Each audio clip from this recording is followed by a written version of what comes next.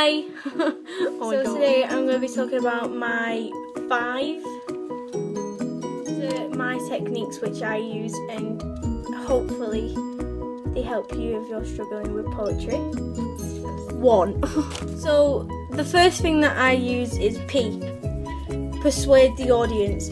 This is where you make the audience believe what you're talking about is true and you are passionate about it. So, persuading and passionate writing. 2. So this is O, and this is what I like to call over-exaggerate with your writing. And I don't mean like take it to the next level.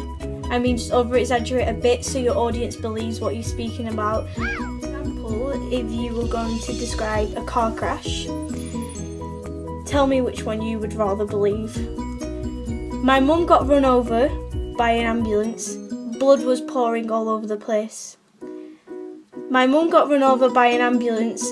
Blood was pouring all over the place. She then turned really skinny.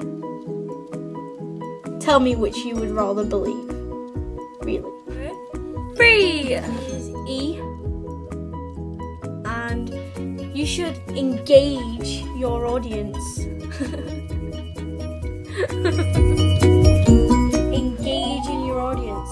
And I don't really approve of poems that are just boring and just rhyme, because that's not what poetry is about. You need to make your audience want to listen to your poem.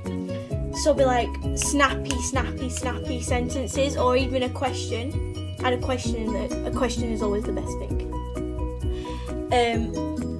Then maybe try and describe the character, and sometimes it doesn't even need to rhyme.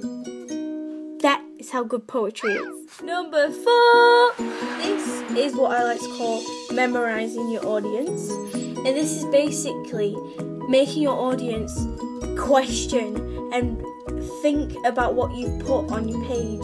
I mean, analysing other people's poems are extremely hard, but if all you're going to do is make rhyming words, then it's going to be obvious to them. You want your audience to question what you've put down on the page, not to just think, well, that's simple, I can guess that. What you need to do is you need to not make it up, like twist your story and make the audience think and question, and by the end of your poem they'll be like, well, what does that mean?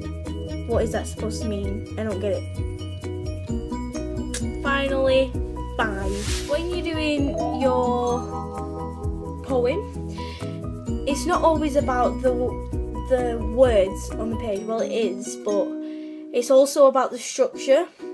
Now, it's not entirely up to me, and I shouldn't tell you how to lay it out, but it's always great to go through one words to long sentences to questions to exclamation marks, full stops, and just vary the way you structure your poem. So the final word is structure. Remember that, poems. And hopefully you will remember that, because that will really help you. It helps me. It certainly helps me, and